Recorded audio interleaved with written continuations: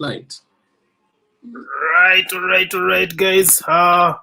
Thank you so much for joining us. We are going to be starting momentarily, but before we start, I want to recite the land acknowledgement.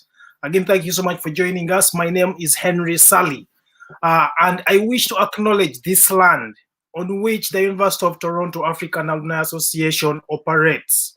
For thousands of years, it has been the traditional land of the Huron-Wendat, the Seneca, and most recently the Mississaugas of the Credit River.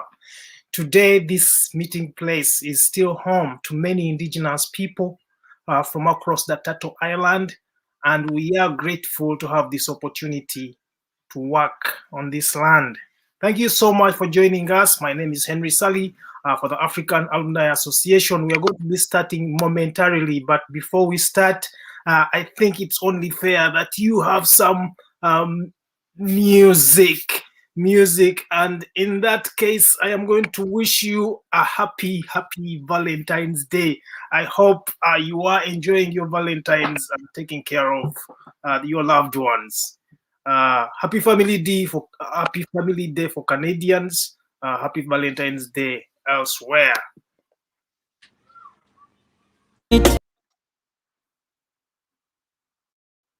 Right. All right,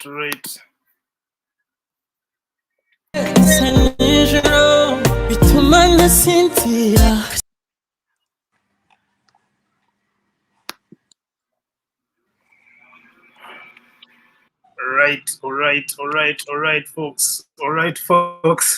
Okay, so I'm having some technical issues right now, but yeah, I'm having some technical issues.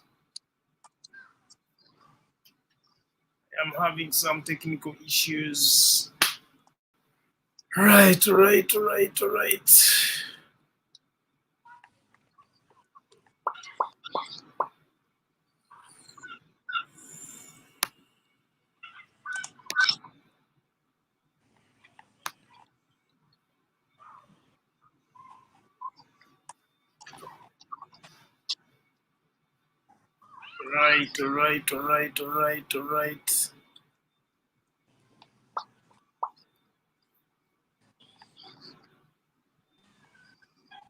Take it easy, because I need folks to comment and tell me what's going on, because I have no idea what's going on.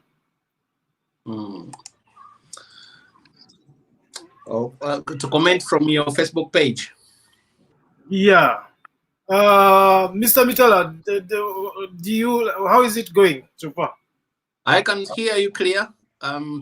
Pretty well set. And I can see you are live as well on your Facebook page. Although I think there's a bit of a delay. Of course, there's a delay, which is okay.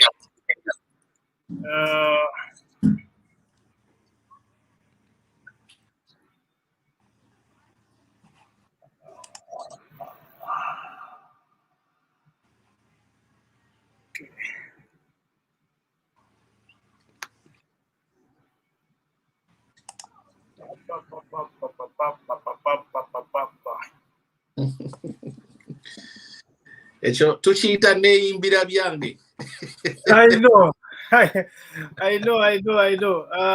So I'm having some troubles. Don't worry, sort it out. We are all right, yeah. David is here as well. Having some trouble. I'm having some trouble. Hey folks. Thank you so much for joining us.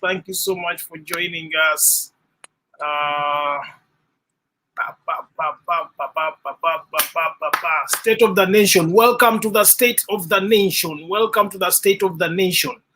Before we go, where are you? Government, where are you? So everyone is asking for the government. Where is the government? Where is the government at?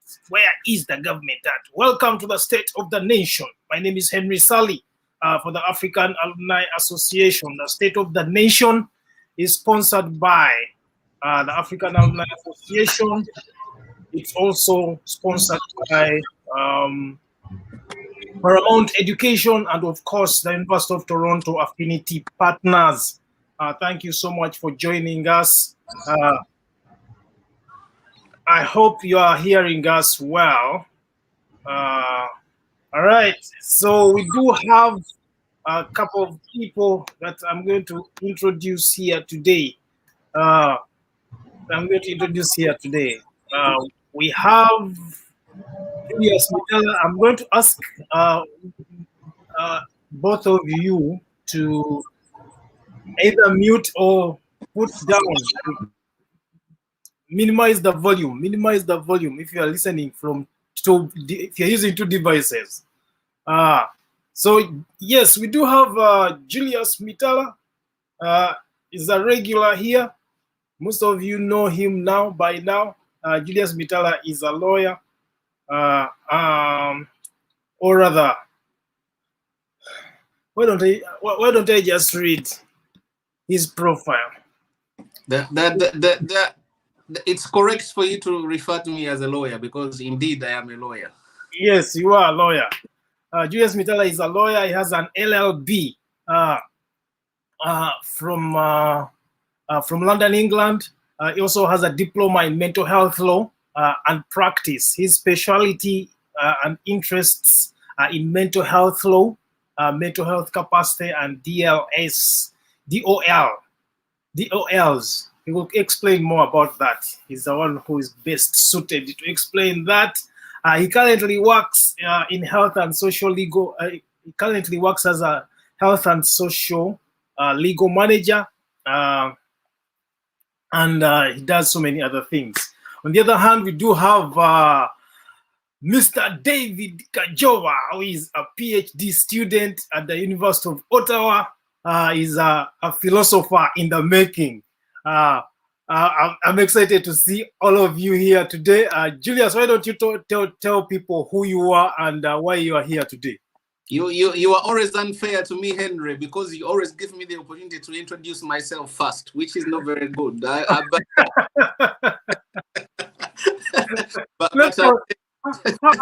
How is putting you first a disadvantage? That's a privilege. I should be able to hear from my colleagues so that I can be able to critique them and also weigh myself where I stand in terms of the intellect, the level of intellectual activity we're going to be undertaking here tonight. You are in good standing. My friend. But greetings to everyone, colleagues, and all of you fans and followers, wherever you happen to be. It is a special day today. I don't pay particular attention to it, but I must acknowledge it because it means something to a lot of people. It's Valentine's Day, and actually, I've been sending out a link. I've been sending out your link, Henry. I was obliged to send out the link to my friends across the globe to tell them that for those of you who don't have the opportunity to have Valentine dates, please be our dates here. We shall be. We can equally do the job. I know exactly. Right. To crack on the basics, my name is Julius Mitala, preferably Muzukulu wa Mswangali, taking me back to the roots. I'm a lawyer trained. Currently, I work in health and social care as a legal manager. I deal with a number of NHS trusts across the UK. My special interests, as David, as Henry has lightly touched on it, are mental health and mental capacity.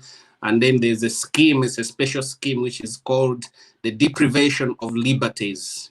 The acronym for that is DOLS, D-O-L-S, Deprivation of Liberties. At a later stage, if it becomes an issue of special interest, we can go into that debate. I think me and Henry, sometime here before, we've handled some aspects of mental health law in practice, the challenges and so on and so forth. But for purposes of this discussion, please just refer me as Julius. And all you need to know is that I'm a lawyer. I'm an interested Ugandan in the diaspora, as many of my colleagues are. I pay particular attention to the sorts of things that are taking place back home.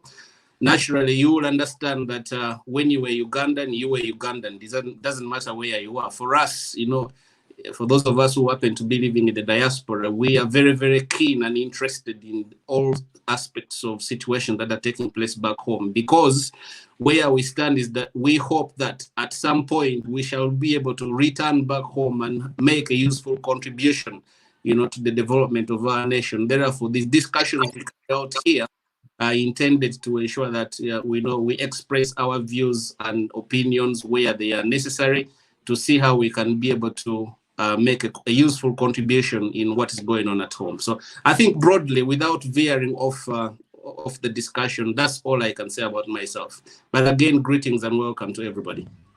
Thank you, Mr. Mitala, for such a detailed, well-elaborate introduction of yourself. Always a pleasure to have you here. Always excited to hear your insights.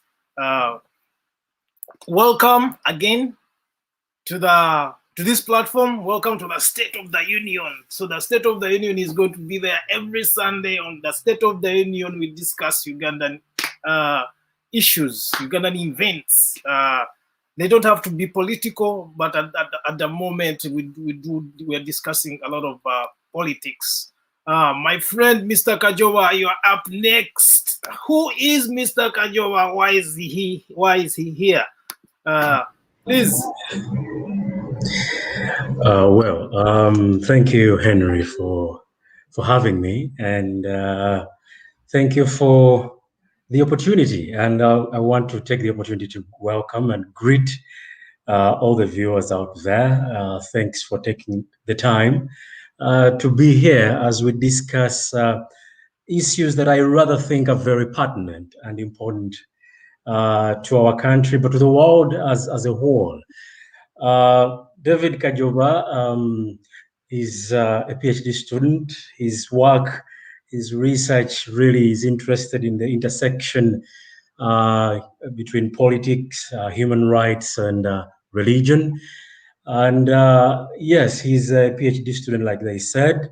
I rather think that today is a peculiar day to have this conversation, because unlike public opinion that suggests that people who engage in discourses like these on a day like today might necessarily not have alternative ways of celebrating Valentine's Day, but I rather want to retaliate and say that it is incumbent upon us to have this discourse today on Valentine's Day, because what is more important than the love for our country? And so today we are showing our love to our country. We are giving our country flowers by discussing the state of the nation. And so I'm so happy to be here, and I look forward to a fruitful conversation. Thank you. I just told you this guy is a philosopher in the making, so you can see how he's twisting all the love conversation. He's telling us that we should be indeed happy having this conversation, because I love that. I love that too. I love that too, and I think it's amazing.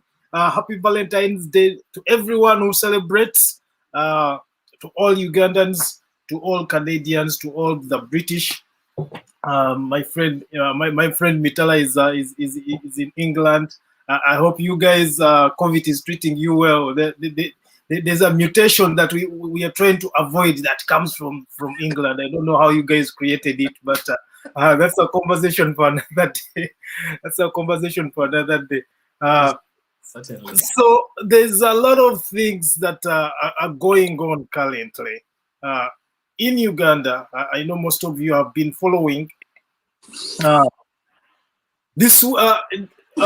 So what's in the news? There's a lot that's in the news. A couple of things are in the news, and I'm pretty sure you guys have already examined what's in the news.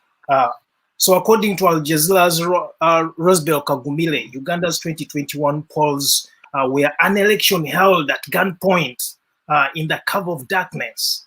Kagumire paints a portrait of a dictator who is determined to cling on to power using all necessary means despite the growing demands of a peaceful transition of power.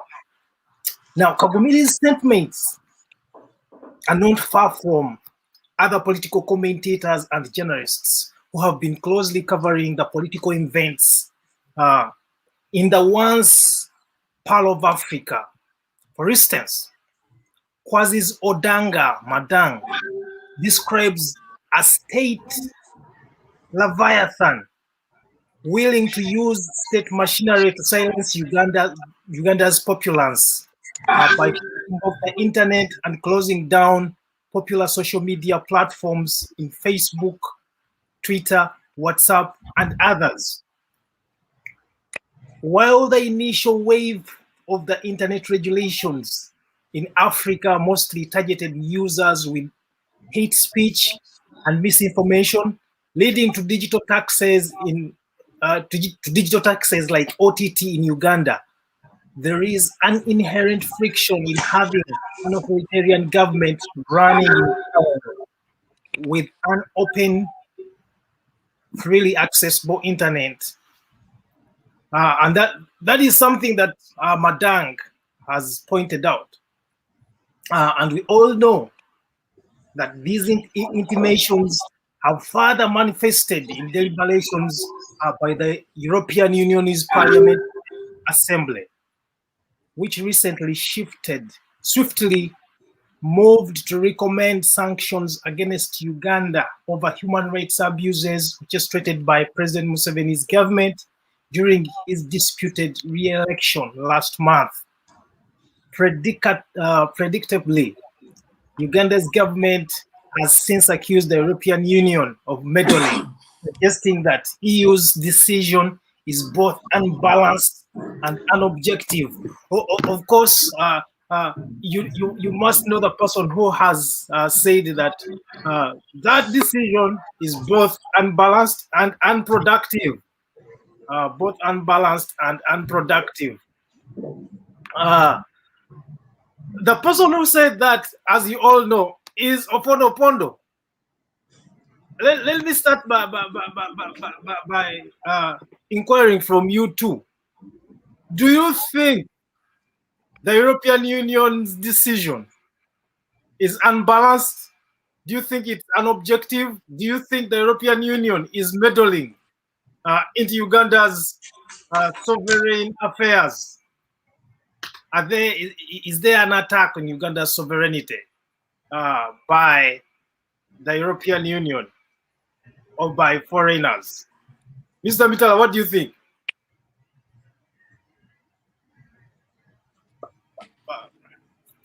Mr. Mitala,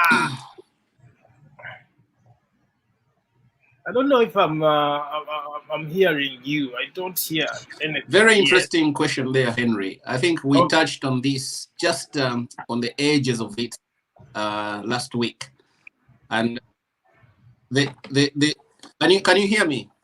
Yes, now I do. I've heard the questions very well, and I hope I can be heard live and clear. Maybe I need to switch on. Can you hear me now? Yes.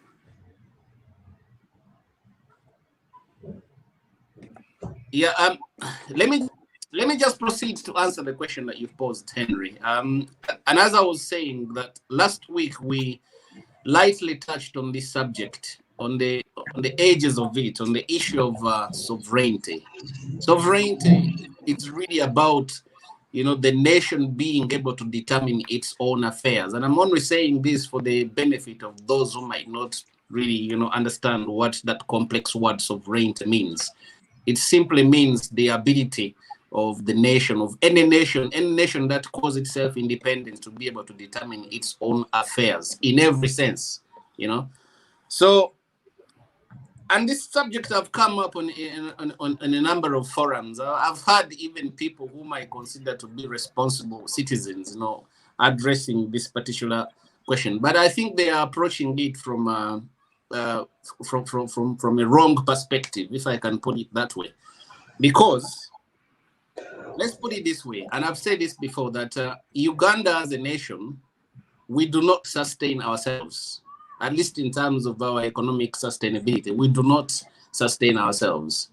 Currently, the there's quite the government has got quite a number of challenges, in terms of public infrastructure development, things like health, education, and the general welfare of the people, really reducing poverty, and even realistically, the international players, entities like the European Union, the World Bank, they are key players in this debate. They cannot be sidelined. I think to throw into the tin any suggestion that their participation in what we are doing is an erosion of our sovereignty, I think it's wrong, outmost. That's my view, first and foremost.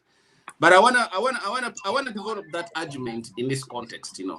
At the moment, we may or we may not know that Uganda is heavily indebted to China. China has lent us a lot of money, whether with conditions or not, but they have injected quite a huge amount of money into our economy, and there are challenges around that particular issue. And some of the things that I think that have been thrown about is this whole concept that, the country has been mortgaged. And who has mortgaged the country? If I should ask that question, it's not a question to be answered here and then, but who has mortgaged the country? Because we know for a fact that, there are concerns around the presence of China, in Africa, in Uganda, and elsewhere, So if we are starting off from that, should we then pose the question and say that those who have mortgaged our country to the Chinese, are they not eroding our sovereignty? Because we know the track record of China anyway in terms of human rights. And I think from me where I stand, the sorts of things that I tend to see, they kind of tend to reflect a lot more of Chinese influence, within our systems than elsewhere. Things like the extreme, oppression of citizens who are trying to make a contribution, who are having to have a say in the way they are governed. These are the sort of things that we tend to see coming from China. It's a statement of fact, So when you look at the European Union or all those other entities, let's pose the question: what do they do actually when they do participate in our affairs? Because, for instance, we know that on this occasion, the recently concluded elections, they were not able to engage observers. I think the only entity that engaged as observers was the African Union, whose report until today we have not even had, a conclusive report of what was their assessment, of the conduct of those elections, But prior to that, all these international players, they had invested quite a lot in things like, and I've already mentioned them, education, civil society organizations that are down on the ground, helping people actually, teaching them about the sort of things that are really important, in terms of their well-being, and actually making them understand that participating in democracy, participating in electoral processes is to their benefit. Because I think what we tend to find is that we are in a situation whereby, the trust between the leaders and the led is so much damaged at the moment. We have, in simple terms, there's a concept that is referred to as the social contract. This is it is a concept where those who are in leadership, they've got to understand that they have a public contract with the electorate to make sure that they are looking after their needs, they are protecting their rights, and they are protecting the person and the person's property. Those are things that are under threat at the moment. So I think where the anxiety is coming from is that the leadership is being told that, hey, look here, we have these benchmarks, respect for human rights, free and fair elections, access to services and resources in a fair and balanced way, the equal distribution of wealth. Those are things that some of these international agencies are clamoring for. And I don't see anything wrong with that. And I don't see where the question of sovereignty really comes in. And I think there is a lot of hypocrisy as well on the other hand, because obviously when you look at it, is for instance, the Ugandan government, or even let's put it this way, Mr. Museveni himself has benefited a lot, from the help of foreign agencies who have heavily supported him in his engagements on the war in terror, for instance, in Somalia, You know, these are credentials that Mr. Museveni has thrown about heavily, you know. He cites himself as the warrior within the East African region. I mean, and I think he's been the golden boy of the Americans for as long as he has been their key player in terms of combating, you know, terrorism around the region. So while he's been doing that, isn't that an element of, you know, of an erosion of our sovereignty? We understand, for instance, that the American government has pledged up to 500 million US dollars, you know, towards the Ugandan state in the year 2021. You know, yeah. So all those are things that need to be taken, you know, we need to look at things in the context in which these arguments are being raised. I think for me, and I want to be clear on this, that I do not think at any one point that the question of sovereignty comes in place. It doesn't really, at least as far as I'm concerned, that's the way I see things. Well, how about Mr. Kajoa? What are your thoughts on this issue? Do you think the European Union is meddling? The challenge and the advantage of having great minds on a panel is that after they speak, you almost have nothing to say. But if I may, you know, say something again, in addition to what Bwana Muzukuru wa Muswangali has said, the government spokesperson raises two issues. One, he raises the issue of objectivity. And then two, he raises the issue of sovereignty. So I'll try just to unpack a bit the aspect of objectivity. Then, and we see the aspect of sovereignty. So when we talk about objectivity, you know, the notion of objectivity is very problematic. And people often, you know, hold it like some kind of sword and throw it around at will and at leisure. Because when the government spokesperson makes a statement and indicts the EU for being subjective, he's basically saying that objectivity is that which he defines as objective. And that is a problematic notion, because if I had a conversation with Mr. Opondo, the question I would ask him, would he interpret anything said by the EU as objective if it did not go according to the government interests? The answer is the obvious one. The answer is no. And so, of course, the EU is not objective in this matter. Neither is the government of Uganda, because we can maybe speak in terms of objective subjectivity. Because when the EU injects money in Uganda, of course it has interests, and these interests need to be met. And of course, when they are not met, they have to come out and speak on you know, to speak about the same. Now, I think the valid question that Mr. Opondo raises is the question of sovereignty. That is a valid question. But then again, in light with what Mr. Mitala has said, the question is, does the EU have a right to look into the matters that they do, I mean, that they do look into? And of course, I would say the answer is yes. Why? Because they're stakeholders in the affairs of Uganda. Them being one of the biggest funders of the government of Uganda, they fund the police, they fund the army, they fund recently when the COVID when the pandemic broke out and Uganda was scampering east, west, and center for ways of how to manage.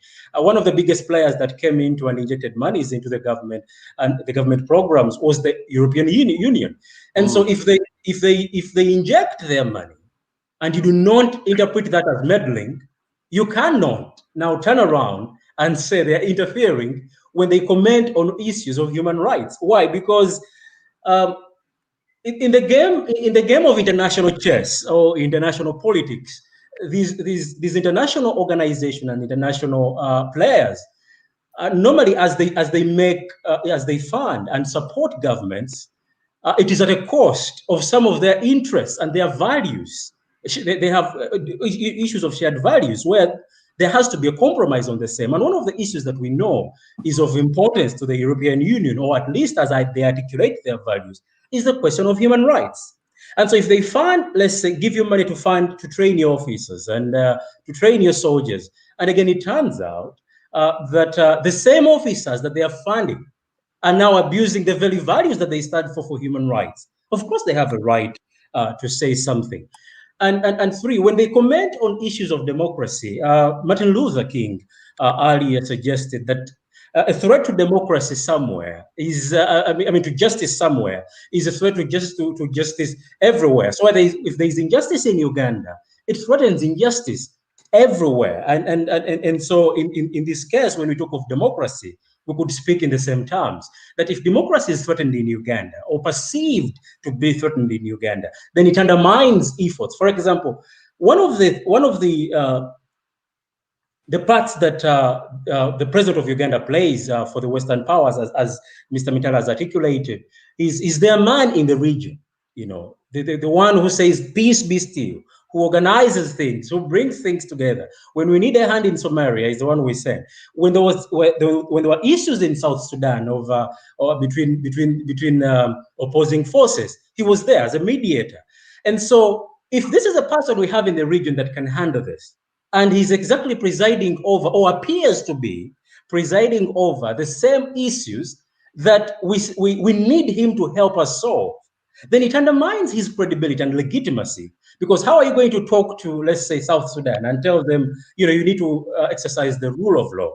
So it is a very interesting dynamic. So to answer the question, of course, I think they have every right to do so, until such a time when Uganda pulls away from collaborations and looking at the EU as a partner, then only and only then can Uganda honestly and indeed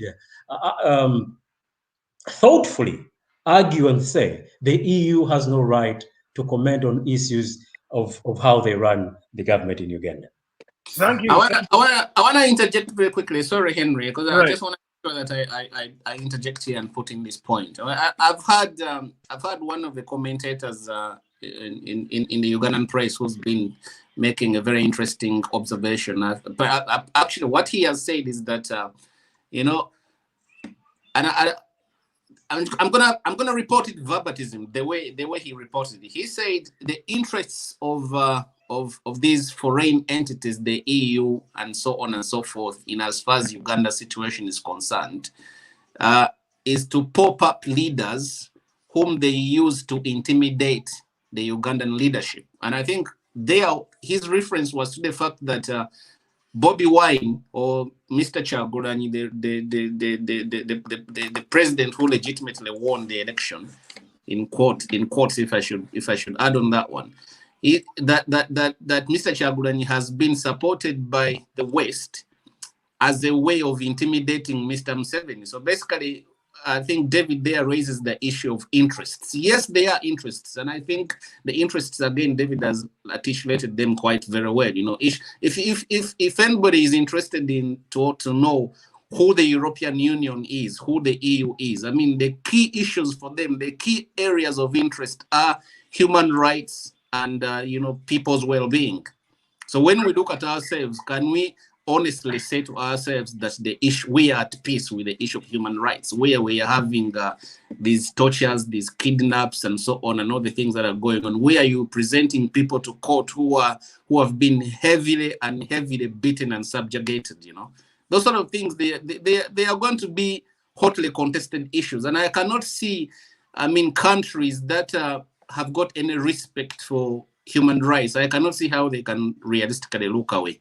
But again, for somebody to say that the foreigners, they are popping up, leaders as a way of intimidating Mr. Museveni, I don't really understand. And I think this is where I have a problem with the whole issue of sovereignty. And where I'm basing it from is, if Mr. Museveni is capable of being threatened by the EU or any other foreign interest, that is to say, if they are telling him that if you don't do ABCD, we are going to withdraw our money, we are going to withdraw our funding. If he is able to be threatened at that level, can we then continue to talk about the issue of sovereignty? It doesn't make sense. It falls away. Right. So that is a very delicate balance that we really need to strike. But I maintain the position that yes, interests would be there.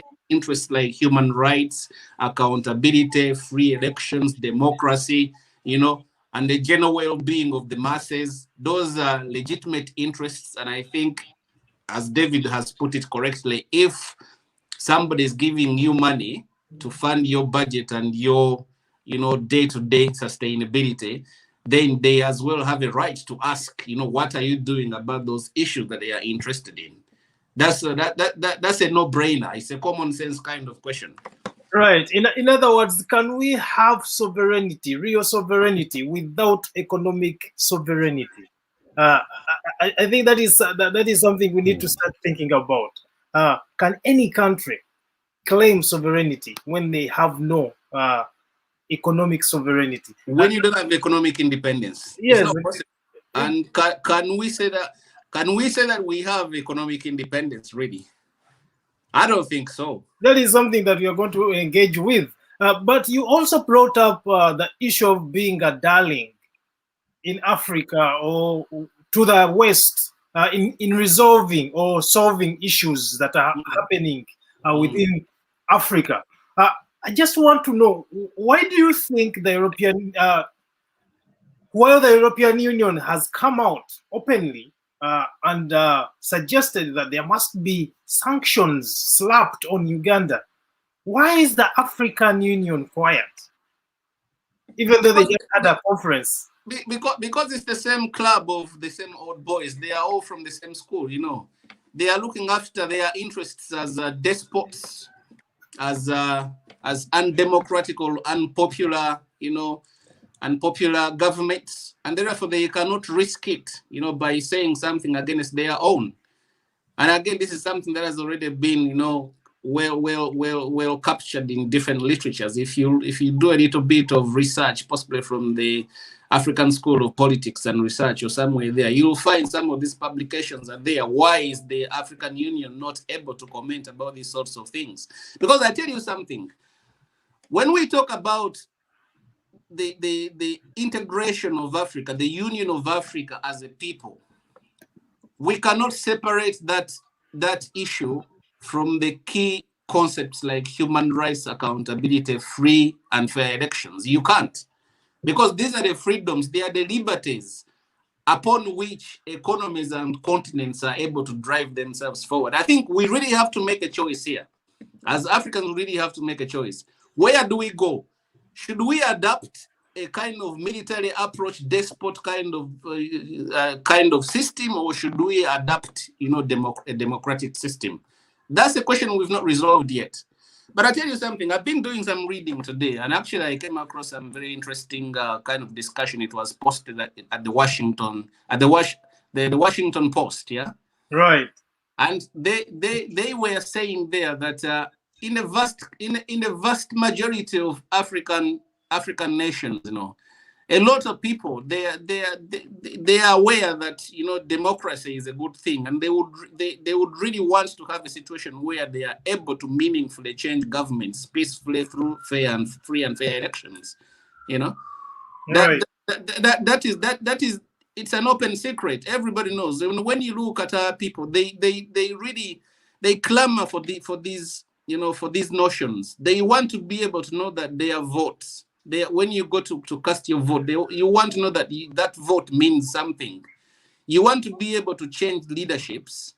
When you think that a certain leader is not is not taking your interests forward, you want to be able to have that reassurance that you can change that leadership in a peaceful kind of environment without reverting to the intimidations and these uncouth, barbaric kind of situations that we are seeing, that is happening amongst us. So it's really disappointing. And I said here last week that, within our own people, the concept of democracy is not dead. It is just challenged, but it's not dead. The people are really clamoring for this, and it's just a matter of time. These people, they are not going to be able to continue to subjugate our people in the way they are doing it.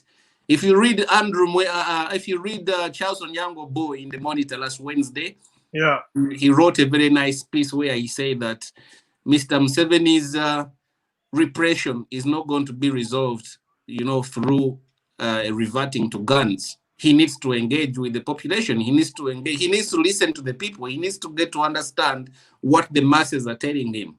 In other words, he needs to do what he did in 1986. David, what are your thoughts on that? On the issue of the African Union, or yes, what on the Mr. issue of the Museveni needs to African do? Union. In the issue of the African Union. Okay. I think as hinted on by Mr. Mitala, the African Union has no moral authority to give any report that contradicts what contradicts the government of Uganda, because you just need to touch around enough on the continent and you see that some of the strongholds and the most powerful countries on the continent that, of course, make up the African Union, the problems are the same. And so you cannot be a man who practices domestic violence and call a police onto your neighbor who is slapping his wife at night, because as soon as your wife sees that, your spouse sees that, well, actually someone can be arrested by this, she's going to lodge in a complaint tomorrow, and the same thing is going to happen to you. And so it is in your best interests, of course, to come and do what we call an excuse of a monitoring process, and you give results. And so the problems of Africa, unfortunately, when it comes to governance, cannot be solved by the African Union, because for example, one of the people that articulates this gospel of Pan-Africanism is Mr. Museveni himself. In his speech yesterday night, I listened to his rhetoric intently, and he was saying that the former president Idi Amin was listening to foreigners, and of course, and they couldn't accept that, and so they had to go and challenge, because foreigners can bring destroy things. They bring confusion and commotion, and I laughed. I laughed quite a bit, because you don't need to be above average to realize that Mr. Museveni has been riding onto foreigners ever since he came to power, and even right now as we speak, he's riding on foreigners. And so when he says that, I guess he's trying to confuse the population, but there is not a single African leader that does not subscribe to external interests. Now, do I therefore think and believe that the solution of Uganda is from outsiders or European powers or the Americas? That is one area that I disagree with many of my colleagues, and I say no. The solutions are not going to come from elsewhere, Africa itself, apart from the people. Why? Because while it is true that, for example, the EU has a right to comment about human rights violation and rule of law, it is also true that these powers care about what happens for example, in Uganda to an extent. That's all foreign policy is about. It is about they create these allies for that, of course, they are bilateral relations and everything, but they cannot come to Uganda and solve the problems of Uganda. If they could, then it's not the first. They're not realizing today that there are issues in the governance of Uganda. Certainly, they are not blind to what is happening in Cameroon or what is happening in Nigeria. They're not blind to these realities, and so we cannot look to the EU. To the EU, neither can we look to the African Union. I think that's, if I had a platform to speak to our African people, I would tell them it is a misconception to even think that our problems are going to be solved by some power somewhere. We need to find solutions within ourselves, because when you look at the history of these countries, they have suffered with the same problems we are suffering with. You look at the history. Look at the history of the US. Look at the history of these European countries and the many and the phases they went through. They have struggled with these things today that we dream about, and we hope they can help us leverage. But until we, the people, actually take back our country and look onto ourselves for solutions, the EU will say what they say. But they cannot overturn an election in Uganda. They cannot influence a court proceeding in Uganda. Because I think you see, I think Mr. Mitala hinted on it.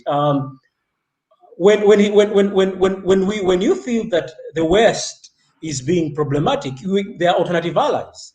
There is China, there is Russia.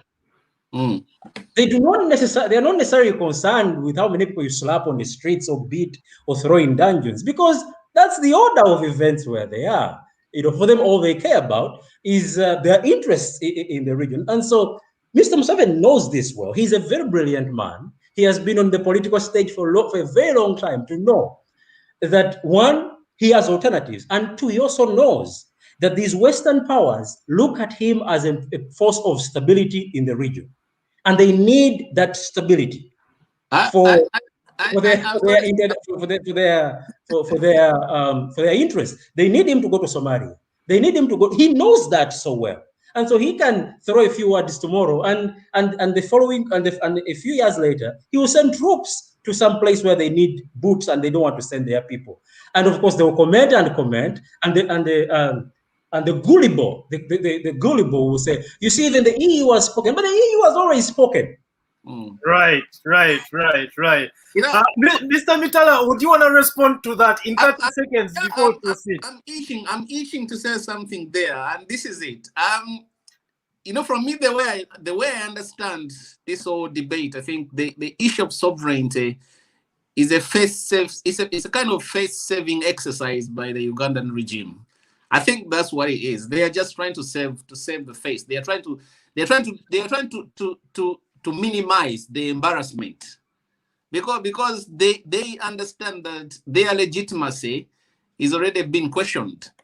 And but I think also Mr. Kajawa makes a good point when he says that the issues of Ugandans must be resolved by Ugandans and not the EU. That's very true, and I support that line very much so. I mean, there is no country, and I said it here last week, that there is no country, even at an individual level. I mean, for all of us here, you know, we all have homes, I assume. It would be very sad for another man to stand from wherever they are and give you instructions on how you should run your home. That's you run your home your way, as long as you are not you are not a criminal, you are not interfering with the rights of your wife and your children and so on. You have a right to run your home the way you want to run it. So in a nutshell, that's how the issue of sovereignty looks like.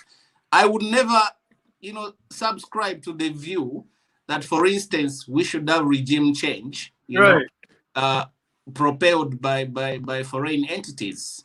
That's as ridiculous as it gets. In places where it has happened, you've seen the results. We haven't had any positive results. You know, Gaddafi was a man with his own problems, but he had managed to keep the Libyans together as a nation, you know. And again, the problems he encountered, that it came to a point where he thought that Libya was him and he was Libya, which is what we are having today. Now you bring people to a situation where people begin really they begin to hate you. And I think this is where we are at the moment, you know. So having an alternative, having a different way, having an avenue through which leaderships can be changed in a peaceful, you know, in free and fair elections, that would solve a lot of our problems. To that end, that is an issue for us as Africans on the people on the African continent. That's an issue that we've got, you know, to find a solution to. And that's what I was saying, that we are at a crossroads at the moment. We really need to make a decision. Which model do we take? Do we adapt the Western concept of democracy, where every 5 or 7 years or so we go back to the electorate and people can give us a new mandate? Or shall we adapt the Chinese model where we know we have the strong man and he's there until when he wishes not to be there no more? That decision has to be taken. If we are rotating on that roundabout without resolving the issue of leadership, we're always going to have the same problem. We are always going to have the same problem. I think you have stated it very well. How we decide which democracy to adapt, that's another question. But let us leave the issue of the European Union or the African Union aside and get back on the ground in Kampala. Let us try to engage the issue of the courts of law. We all know that recently the petition wanted to the petitioners wanted to amend their petition to include the assessment of Mr. Tibuhabura's credentials, academic credentials. Whether academics does any adds any value on governance, that's a different question. Do you think the petitioners made an error not to include the assessment of Tibuhabura's academic credentials in their initial or original petition? And are you can you legitimately blame the Supreme Court for dismissing their amendments? Mr. Kajoba. Thank you very much. Well, that is a challenging question for a person who is not. Yeah, well, you can say what you think, and then we have a lawyer in the house. So I definitely will give my my grain of what I think, but of course not speaking from a perspective of someone who understands how legal proceedings operate in the country. But there's something in the law that we call precedents. Mm-hmm. And I think in the 2016 petition by presidential candidate John Patrick Amama Mbabazi, mm-hmm. There was a revision in the petition. And the bench at the time allowed, that to be done. And so this time around, actually, before the council, I think it was Mr. Mbabazi that was the council, presented he made his case when he was requesting, for the revision. He made the case verbally. He had no written application for that matter. This time, actually, they had a written application, and of course, it went the way it did. We all know how it went. Now, do I think they made a mistake not to include it? I don't know why they did not include it initially. Did it just occur to them eventually that, oh, we need actually to have added this? That is a question that I might not be able to speak to, given the kind of information that I have. Now, do I therefore think that if the courts of law has shown through precedents that they can actually allow such an action, and now they're not giving opportunity for the same on an issue so important as the democracy of the country?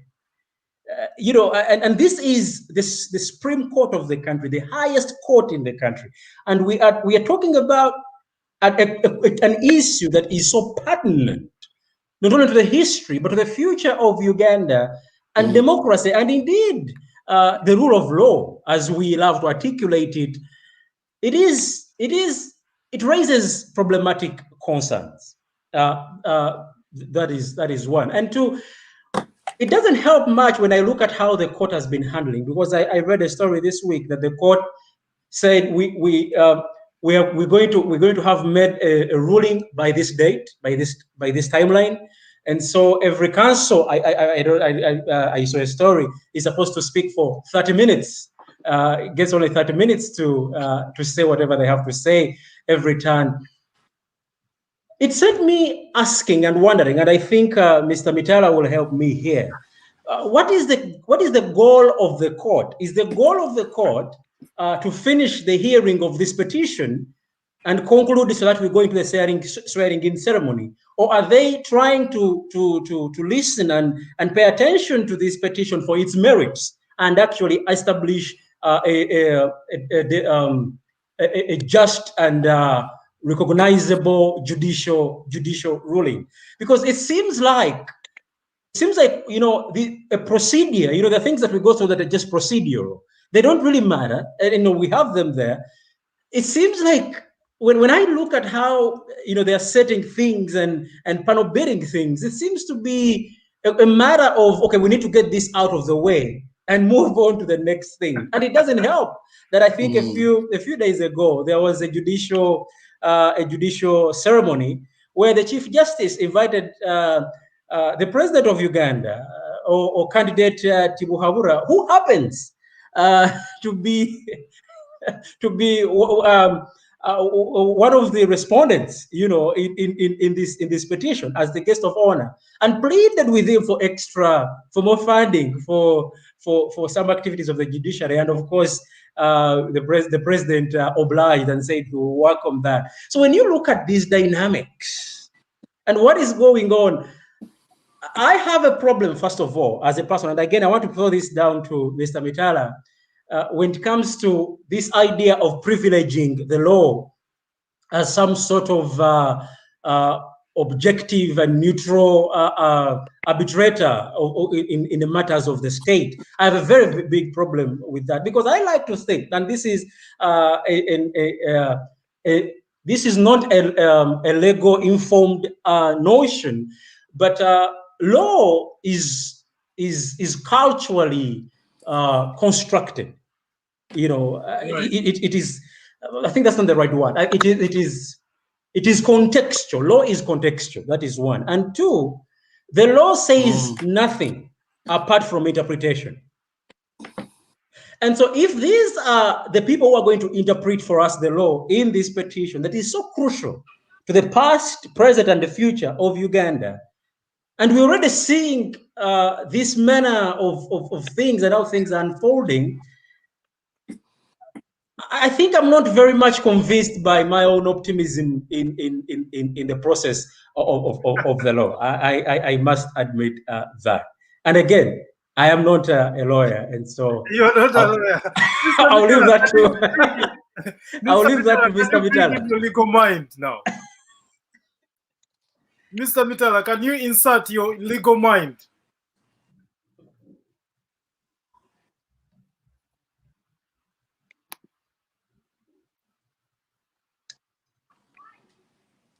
Mr. Mitala, are you frozen?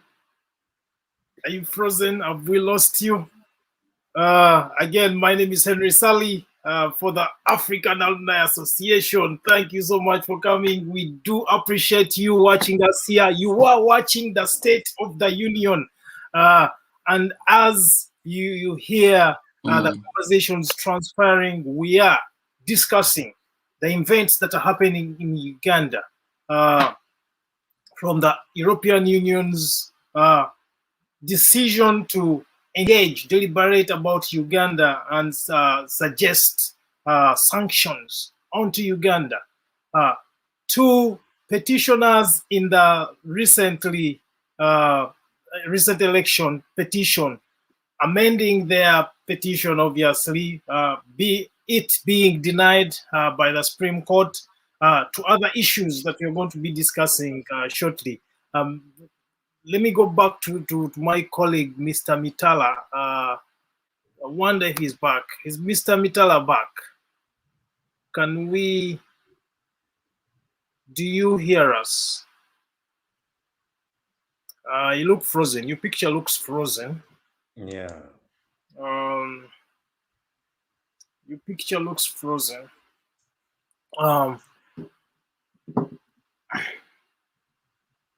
But in the meantime, Mr. Kajaba, why don't you tell us this the issue? Okay, so if we leave the legal issues alone and we go to the politics of Uganda, let us just say we have gone through the legal procedures, and you have successfully won the court proceedings, and the court has either suggested that we either go back to an election, or decides that one of you is the incumbent, is the president of Uganda. Do you welcome the idea of power sharing? And who would you be electing? Who would you be nominating as your ministers? Especially considering COVID. So who would be your Minister of Health? Who would be your Minister of Education? Who would be your Prime Minister? Who would be your Finance Minister? These are conversations that Mita also engage in when he comes back. Well, these are very, very interesting questions. And since you said we work with the hypotheticals of, since you said, because I have not been around for so long, but I've been around long enough to, I think, have my doubts because our institutions in Africa in general, and Uganda in particular, I don't see a Uganda where the court rules in anything against the incumbent, at least at the moment. But anyway, away from that, let's say there was a historic moment, and we get into power sharing, or there is another president, and they need to choose ministers. Now, I can't say I know individuals very well to say who can be and who cannot be minister. But I think one of the areas that we need to focus on, and if I, for example, had a chance to speak to the president of Uganda, there's this tendency of looking at ministerial positions as some sort of reward, as if they were reward for support. And for me, I find that very, very problematic because I remember a few months ago, I was somewhere, I won't say where, and I was made aware that there was a minister in our presence. When I was a little boy, I remember when I saw a minister, first of all, my first encounter with power, I was about, I think I was about 9 years old, 9 or 8 years old, and we heard that Museveni was coming. I was in Mityana, and we heard that the president was coming, and we went to the Saza grounds to receive the president. Now, I didn't know who the president was at the time. I'd never seen the president, and every time I saw someone dressed in combat, so these soldiers, I would be wondering. I remember I would ask my sister, "Is that Museveni?" Because I didn't know who Museveni was. And I went there. I didn't see Museveni, I remember. But I stayed around so late that I lost my way back home because I had to move around a 15-kilometer distance back to my grandmother's. And I lost my way, and I spent the night in one of the classrooms. It was the longest night of my life. And the following day, of course, I was spanked for misbehavior back home. But such was the kind of clout I had around power. And I remember the first time I saw a minister in my life, I froze. I remember I was in Jazeera, and a minister he parked by the roadside to wave at people, and I saw a minister, and I froze. Now, recently, I was in a certain place, and they said there was a certain minister, whose name I won't mention for respect's sake.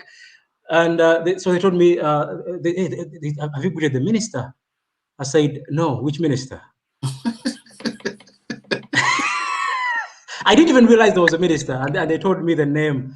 I said, well, it's good they're here. I don't think I necessarily need to see them. I was not moved by the presence of the minister. Right. Before that, I think I was yearning years ago. I would be yearning to get, access. I can get access. Today, I don't care who is minister. I don't care so much that I don't know half the ministers of Uganda. Now, that is a very dangerous statistic. That's a very dangerous development. It shows you how this, once upon a time, celebrated and revered office of the country, and very important for that matter, has lost its if you like its command of authority. It has lost its legitimacy, because it seems to be something that they give. Today anyone can be a minister. So simply because someone is a minister, I'm not going to get excited or say because they're a minister, because there's so many ministers, no offense, that I think cannot sustain a conversation with me. They're that shallow when I hear what they say.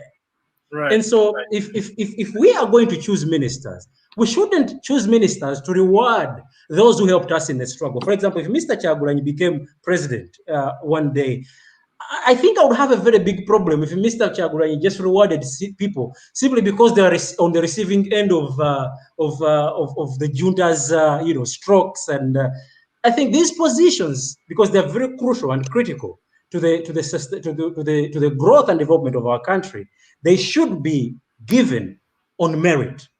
People should merit these positions. Now we understand people have given up so much. They have been imprisoned. They have been put in prison. Yes, I will respect that. Let us award them with our medals of freedom, because if it were the case, then the fighters in Vietnam would be the presidents of America all through, and the fighters in Afghanistan would be presidents. But that's not the case, however. It is, we need to give positions on grounds which are merit. People need to merit these ministerial positions, and that way we can preside over a country that is worthy of respect. But sometimes it is so shameful to identify as Ugandan, especially when you hear what some of our ministers say. These days we have presidential advisors who move with whose language when they speak, I think we need to revise that, and that it will be a good statement. It doesn't matter who is president, it doesn't matter who is making the decision. I think that should be the bare minimum competence, rather than a Thanksgiving offering for some kind of support or yes. Mr. Mittal, welcome back. Welcome back. What are your thoughts on that? I'm so sorry. I got disconnected. I don't know what happened there. But I'm not sure whether I had made the point that I was making before I went off air. Did I answer the question that I was supposed to answer? Well, you're supposed to answer the legal question. The legal question. Yeah, I was out. I think I talked to myself all throughout because for some reason I lost you. But I'm gonna. Oh, okay. Yeah, you did answer the legal question. As David raised the issue of precedent. Now, precedent is very important in legal practice and legal processes. But obviously, at certain levels, precedents do not really apply, especially at such a high hierarchy court, like in the Supreme Court. The Supreme Court does not really bind itself with the previous precedent, because obviously what that means is that it would encourage some kind of rigidity around processes. And I don't think that's how the law really works, because, cases are decided on the merits of the facts as they are presented in every scenario. Right. Now, it's a bit, I'm a bit curious to understand as to why on this occasion, the court decided to reject a written application, even when there was still a bit of time, because I think from what I understand, there were still a number of days. But I think the other party was saying that, they wouldn't have enough time to go through the additional materials and prepare their responses and so on and so forth. But they also raised another issue that what the Kyagulanyi party wanted to introduce into the petition was going to be unjust and unfair, in the sense that they had already had sight of what the opponent's response had been on all the issues that had been raised. Now, there could be some bit of merit in that, but it's very difficult for me really to put my hand on it and say that this is how it should be done. I think what would be really very, very important and very vital in this process is to ensure that, the justices of the Supreme Court, they are approaching this petition with a very, very clear mind, and they are aware of, what is at stake, in terms of the nation as a whole. And I said here before that, there are already lots of concerns about what's happening within the judicial services in Uganda. So really, the onus is on the honorable members of the Supreme Court to ensure that they can do justice to themselves. And this is not to say them that they should be afraid, to decide cases as they deem fit and appropriate. But they also need to be aware that they are on the test. And I think we've already said they're on the test. In regards to that, so let us say that you have gone through the course proceedings, and you have either been declared, it has been established that there were one of you has won, or either there's a need for a re-election, or I don't know if the court has the mandate to declare who becomes president. But let us say you become the next president of Uganda.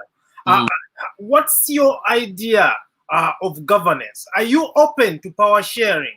And who would be your ministers? Who would you select, nominate as the ministers of your next executive or cabinet, especially within this context of COVID-19, where education has been fundamentally disrupted?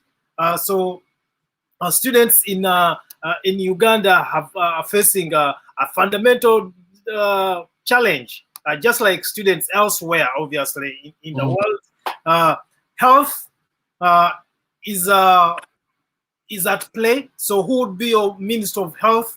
Who would be your Minister of Finance? Especially given the fact that we are facing this pandemic, the education challenge, and other issues within the country. I think Henry, you and I heard David. I heard David's response on that. He emphasized the issue of people being, well qualified and holding positions because they are holding them on merit. I cannot agree more with that one. I think it's just a common sense kind of thing. It's a no-brainer. But I think you would understand that ministerial appointments, they are really kind of political heads in the organizations over which they superintend. Right. There is always, a chain of technocrats, a chain of civil servants, a chain of people who are very well trained and very qualified, and very kind of experienced in handling those technical aspects of the ministerial, positions. Basically, the minister is just there as a figurehead, Right. They are there, I think, primarily to ensure that the government agenda can be carried forward. They can be reflected, in the departments over which, they superintend, as already said. But I think the key people really behind the policy initiatives that we see, the key people behind, all the big issues that really determine, how an institution should be managed and run are really the civil servants who are properly trained people. They are qualified. They know what they are talking about. They are able to give, sound advice to the political heads of the institutions. Now, the problem we've had for some time now is the erosion of institutions, really, because I think Mr. Museveni's way of governance has always been to ensure that institutions are really, they render nothing at all. Everything is kind of micromanaged, from under the bed. And that's why you tend to find that you see matters that do not really require the president to be present. Things like opening a borehole, opening a small school somewhere. It requires the office of the president to be there, to preside over an occasion like that. And then you question, what are his ministers doing? What are the technocrats doing? Because some of those jobs and some of those exercises should really be left at the very highest level, to kind of demonstrate the importance of the project that is being implemented. But that's really one of the issues for me. So it's the issue of the erosion of institutional credibility, whereby you tend to find, people are being appointed in positions where they have no idea whatsoever of why they are in those positions, even in the first place. And I think that is a terrible situation for us to be. But obviously, there are certain ministries where you can't even question him, because the reason why you are holding that office is because you've got some technical knowledge or some experience of performing something. So I mean, areas like Minister of Education, Minister of Health, Minister of Finance, the Attorney General's office, and all those places like that. You need to have somebody who can credibly understand how processes are run. How could you, for heaven's sake, appoint somebody, say for example, in the health ministry, when the person you're appointing there does not have, credentials in health? Right. What are they going to do? I mean, how are they going to run that department? It's just kind of it's a very kind of bizarre situation. But I really have to emphasize that merit is really something that's very important, and I agree with everything that David has said. However, there's a very particular issue that I want to throw into the table here, which is very important now. Young people have always been promised that their time is now, and we are not short of young, qualified, able people, right, to do some of these jobs. I saw a video from the president of Kenya where he was saying from now going forward, all positions at undersecretary level in various departments and ministries, they are going to be reserved for only young people below a certain age. I can't remember exactly what age he said. right. But I said to myself, this is really the way forward, because you need to create room for these young people to come and bring on new ideas for the new generation, for the new times, for the current times.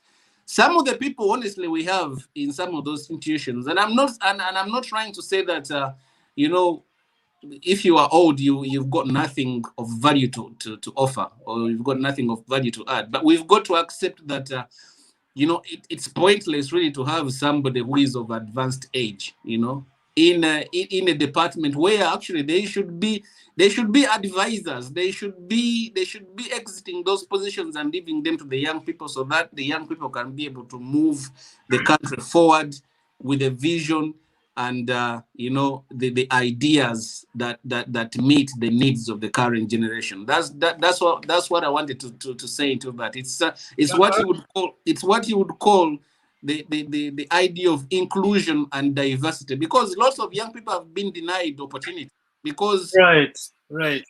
And as I said before, it's not because they lack qualification or experience, but it's just because the top is circulated with old people who have got nothing of value to offer anymore. Anymore. So, as we proceed to this, let us just make an hypothetical imagination that the status quo is going to remain. You are Honorable Robert Kyagulanyi at the current state, with the members of parliament that you have. Who do you choose as your leader of opposition? I've got a couple of names there that I can immediately think about. Yeah, and who do you choose as shadow ministers? Because if you're thinking about credibility now, we're talking about people that should command respect in their respective fields.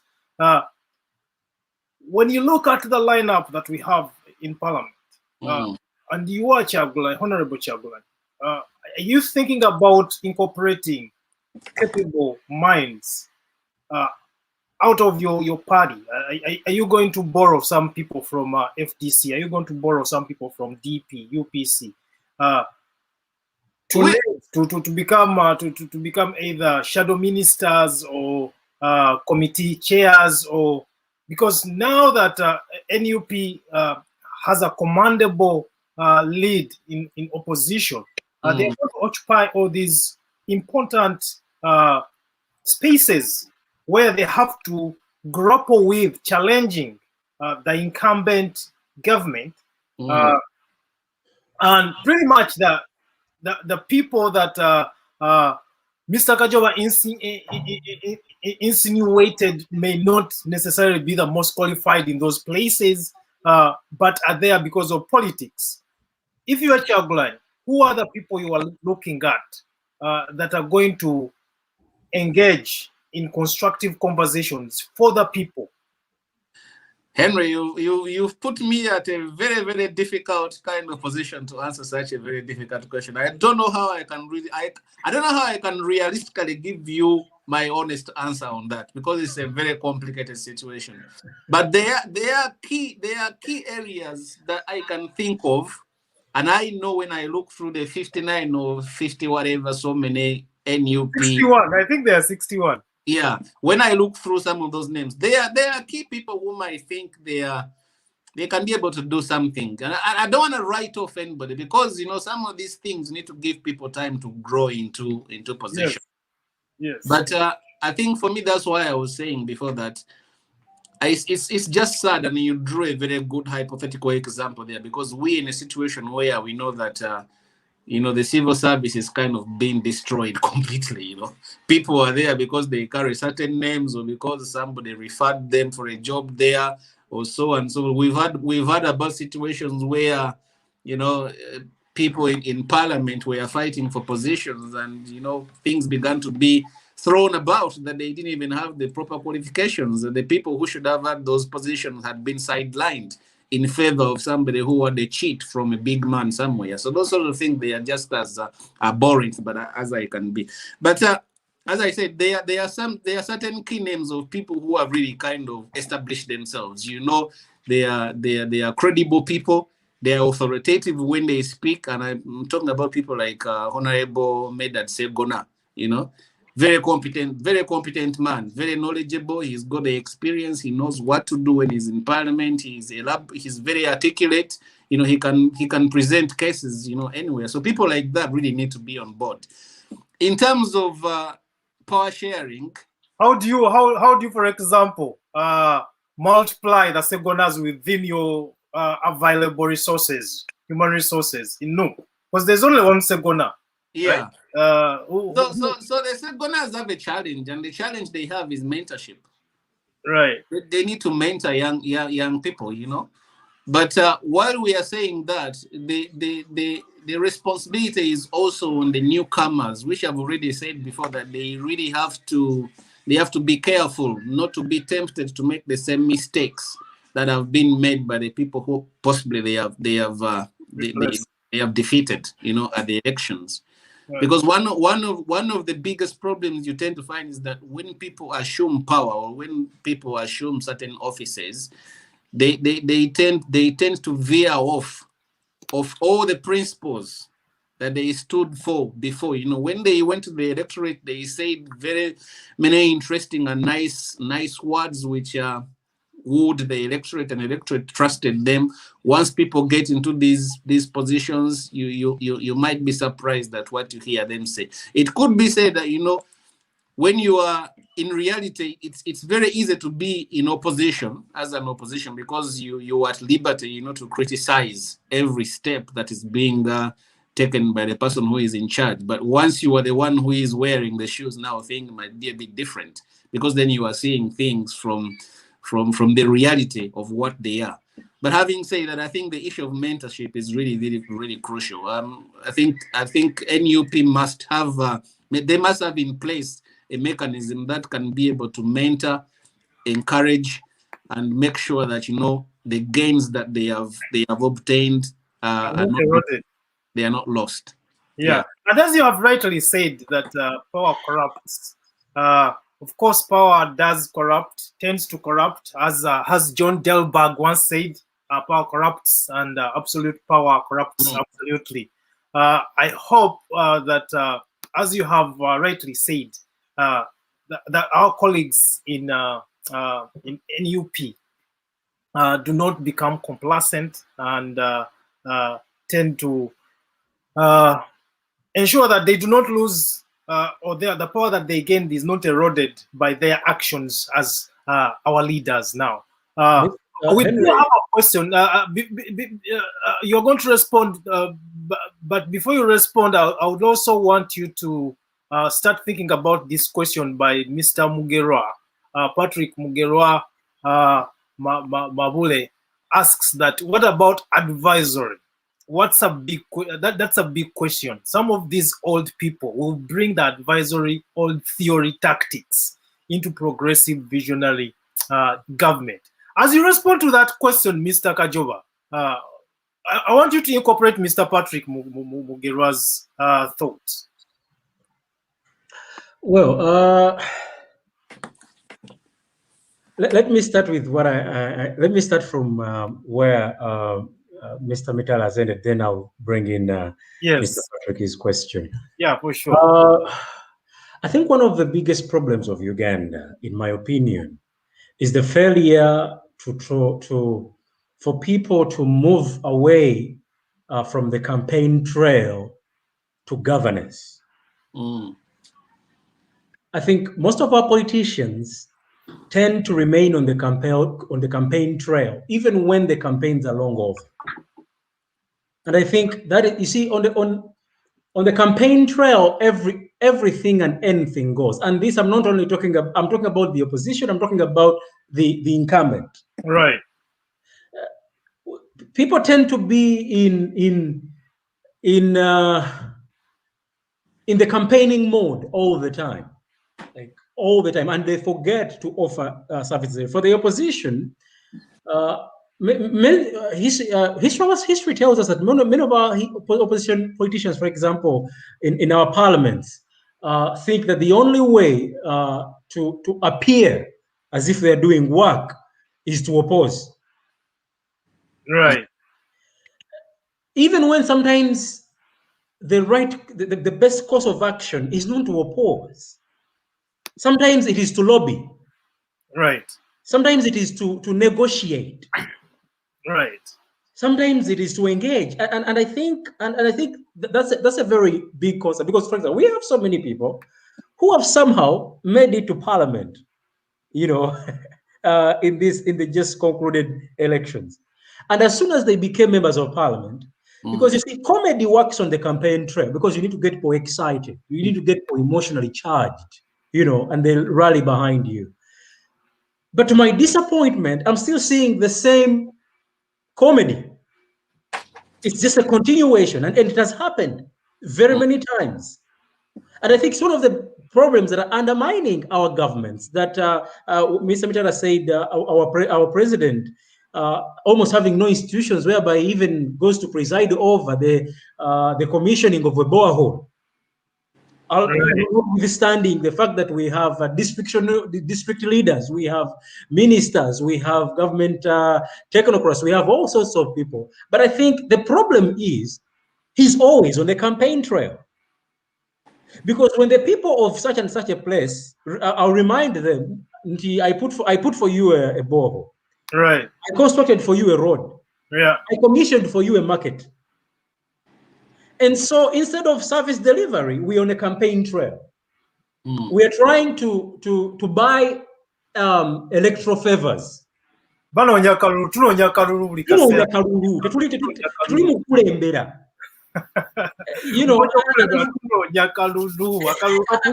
me, that is very, very dangerous. And so one of the things that the opposition, and indeed the ruling party parliamentarians, need to focus on is, you see, the best campaign strategy after you win an election is governance and service delivery.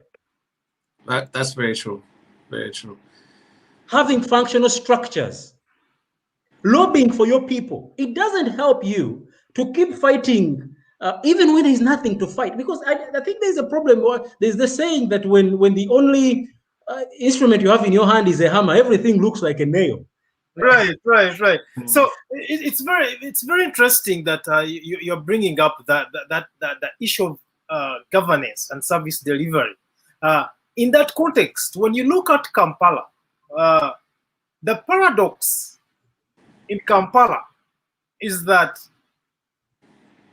while my brother, Honorable Lukwago, the Lord Mayor, many people have said that he has always engaged in campaigns, even throughout his terms as a leader.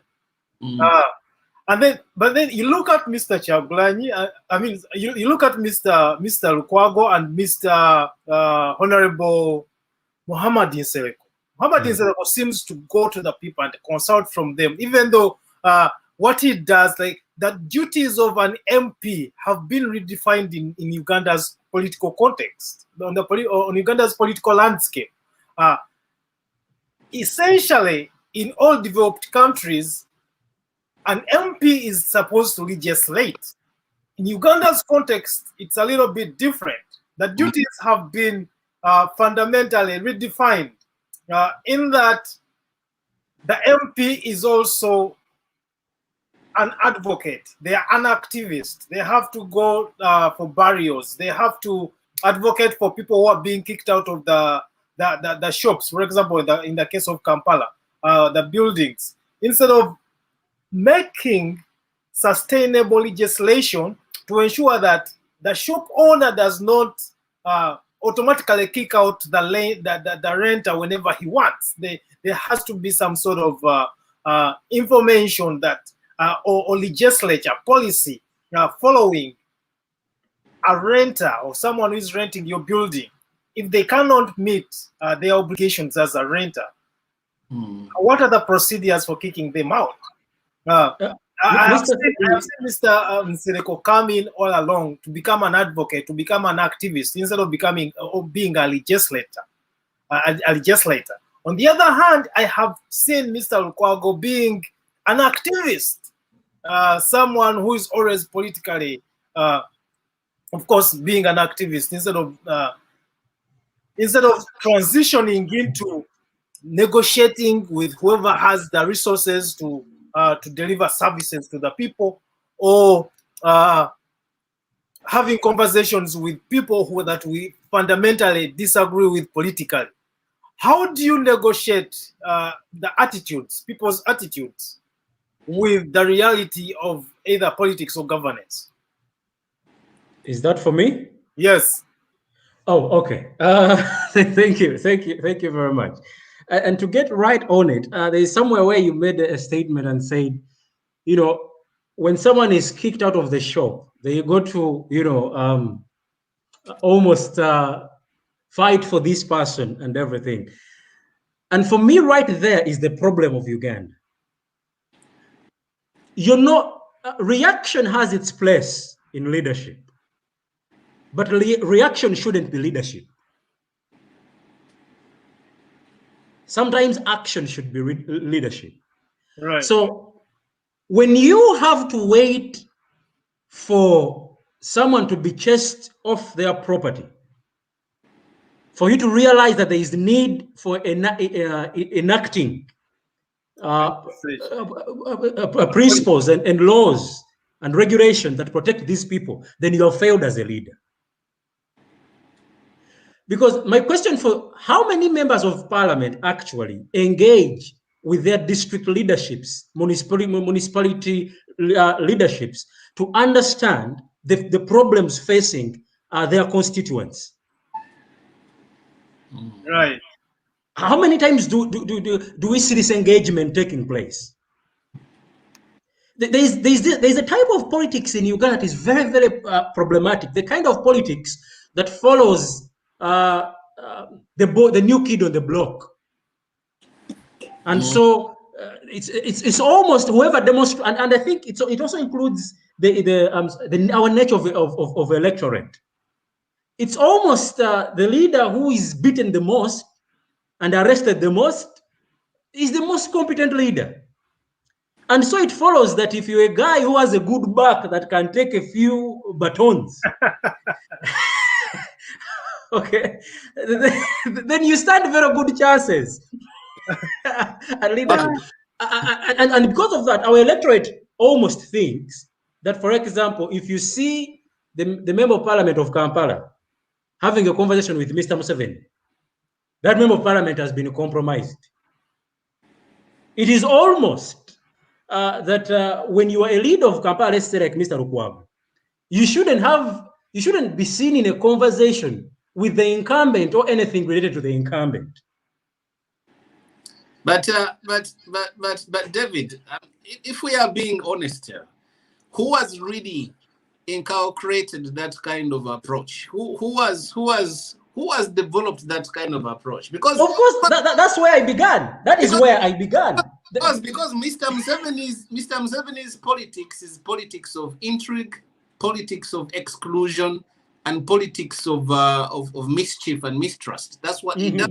Absolutely. So when you have an environment, when you have politics that is embedded in that kind of atmosphere, I mean, you can only expect so little from what individuals can do. I mean, we've cited the example of Lukwago.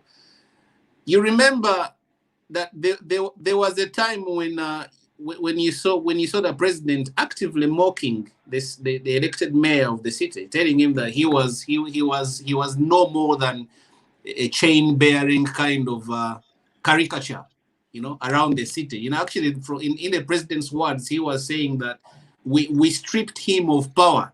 We've stripped him of any relevance as well. All that is left of him is just to showcase, the Bijegere and the Vikuf and robs and things of that kind.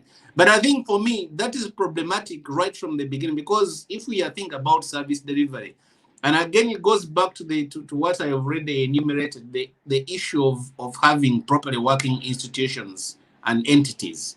Because, for instance, we know KCCA is an entity there. It should be an independent. It's responsible for a particular, for a particular domain, It's the responsibility of the government, instead of fighting the people who have been elected by the masses to carry forward their wishes and their ideas and their interests, instead of the central government fighting those people and ridiculing them and calling them whatsoever.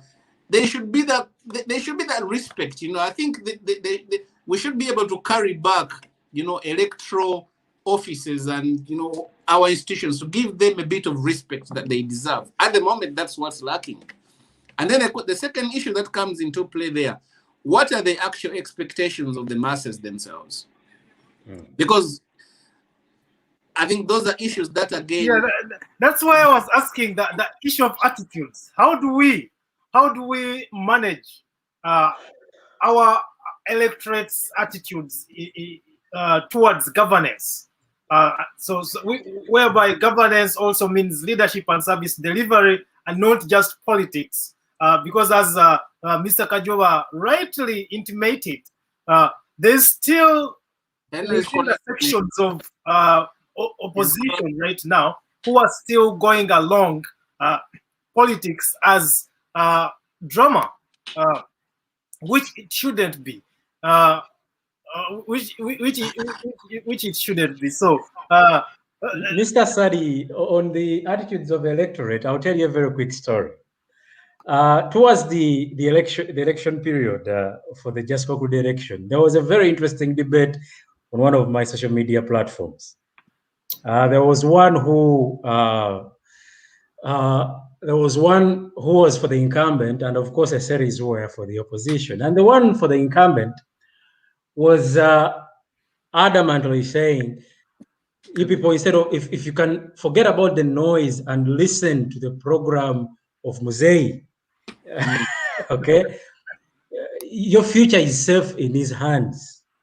So I came in and very politely typed a question, and I asked, so because this person was espousing the idea that those that were against Museveni don't even know what is included in his manifesto.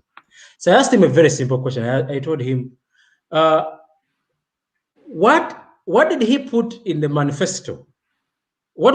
Tell me about summarize for me his manifesto, and I see whether I can actually support the president. Relate with it, yeah. Do I relate with it? And the gentleman told me, check on the campaign team website. And I said, unfortunately, I don't have access to it. Internet. I was hoping that you, as a very good agent, and who is articulating the importance of revoting, you told me, can I send you the link? I said, I was hoping you give me a quick summary. In short, The young man who was shouting about the things that Museveni was going to do had no idea. I did the same thing for the opposition.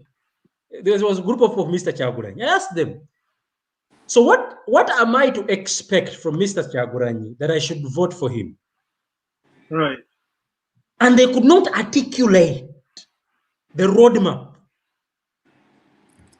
that Mr. Kyagulanyi had. I'm talking about, the problem is not, maybe the problem is not Mr. Kyagulanyi or Mr. Museveni. I'm trying to just show you the nature of our electorate. Right. The nature of our electorate. Somebody told me before that you have to create the problem first, and then the solutions will be there.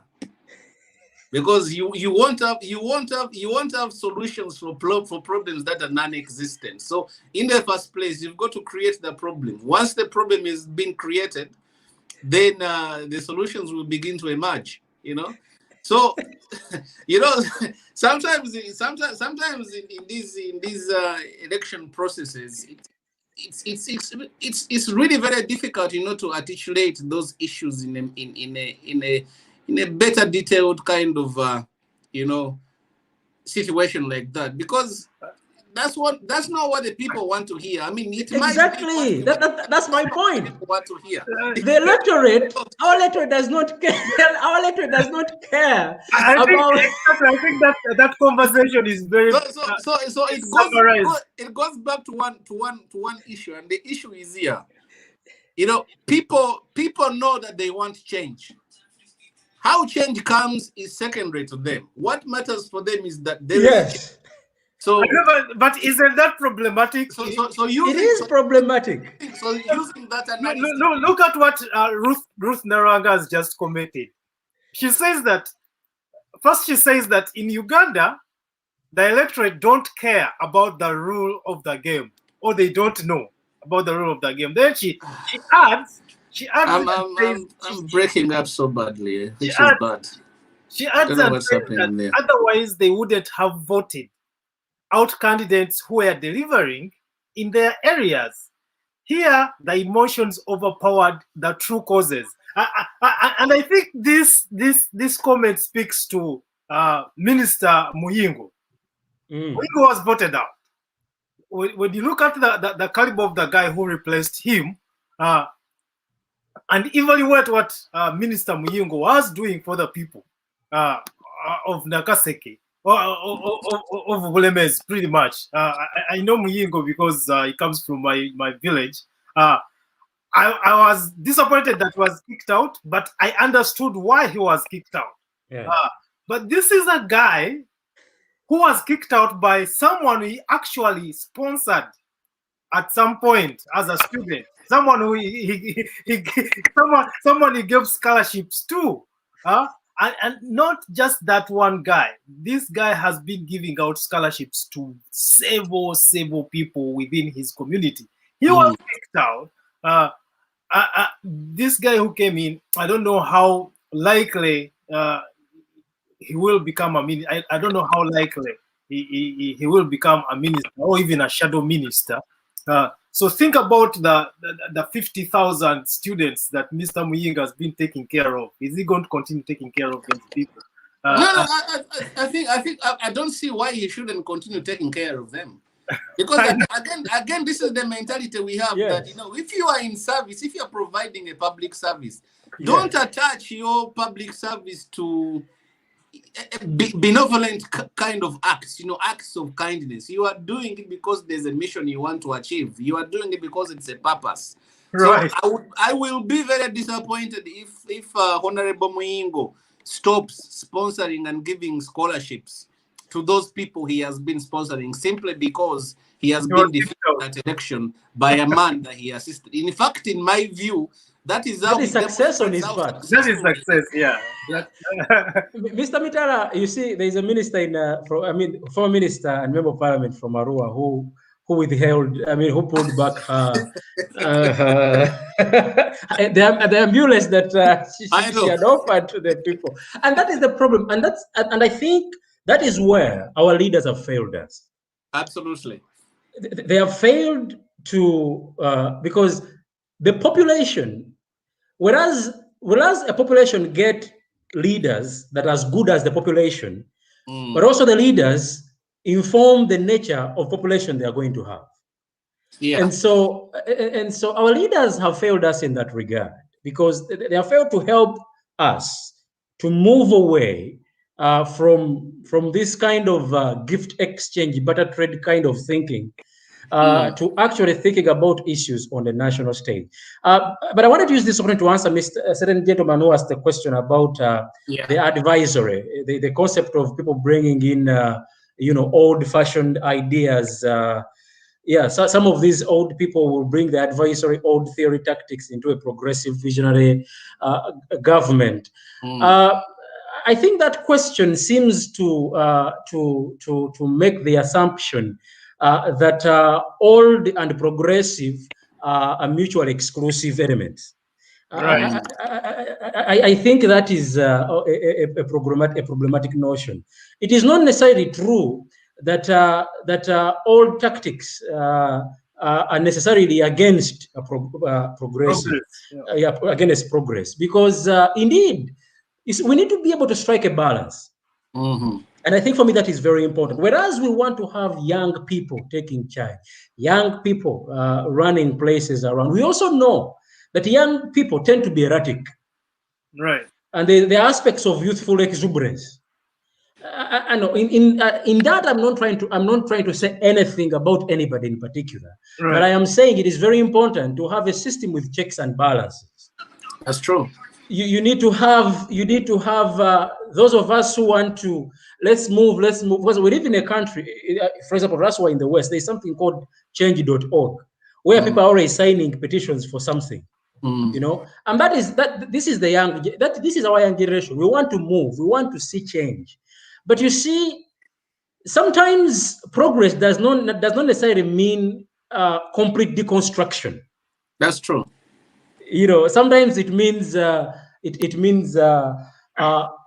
increasing the base. Sometimes it means renovating. So you cannot renovate by obliterating. And so I think what we need to have this balance, where it's not necessarily having the old guards deciding everything. The solution to that is not having the young guards almost as absolute entities, because the solution to poor food is good food, not enough food at all. I think the way that might be helpful, and I think this suggestion has been thrown about. For instance, in the United Kingdom, we've got two levels of parliament. Parliament is composed of two levels. You've got the House of Commons, and then we've got the House of Lords. Right. Obviously, the House of Lords, they are advanced people of advanced age. Maybe people are whatever they have done in life, and they have got that degree of experience. Right. They are sent to the House of Lords, and they have some level of oversight over the policy and legislative kind of issues that come through Parliament. And then in the House of Commons, you've got everybody, young and old, fresh and new and everything. So I think, and I don't know whether at one point maybe we could adapt, a parliamentary structure of such a kind. I've heard the Honorable Miriam Matembe, throw that idea about, which I think wouldn't be a bomba. I think yeah. But I mean the idea itself is not a bad idea, because then what it means is that we are kind of balancing up. We are balancing the boat, whereby you find that the elders are there and they are able to have a useful input into the affairs of the country, and then the young people are not left out, altogether. So we need that balance there. But I think maybe also what we also need to get rid of is this whole concept of affirmative action now. I think it's outdone its usefulness. I don't see an interesting conversation. That is the conversation I've been having. So last week you're one of the panelists. One of the youth said that the college elections are kind of counterproductive now. Absolutely. Because first of all, you cannot succeed unless you have a lot of money. I think Honorable Maria Matebe was also talking about the same. unless you have a lot of money or you have structures similar to what the government has, it's very hard for anyone to actually make it in a election. It's not about competence. It's about whoever can spend the most amount of money, transporting delegates, bribing them, using all possible ways, feeding them, giving them gifts, and whatever other ways of convincing them to vote for you.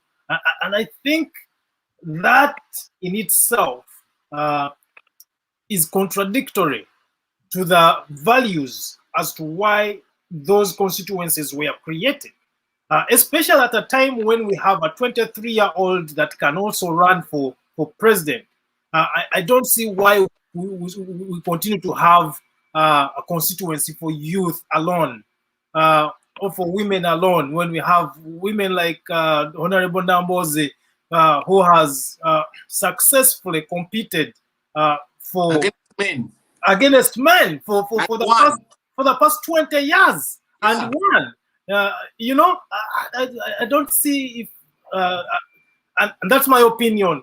Other people probably have other opinions as well. But as you said, I think I tend to agree with you that these affirmative action positions should be revisited by the new parliament. But it's almost the same parliament you're telling to revisit these positions are the same people who are occupying those positions. I know.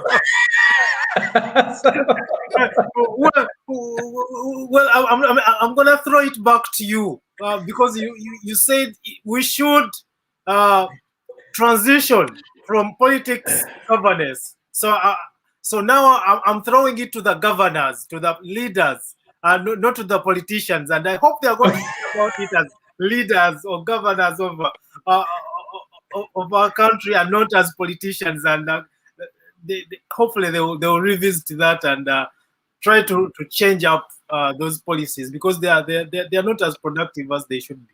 But as we wrap up, I think we should wrap up this conversation.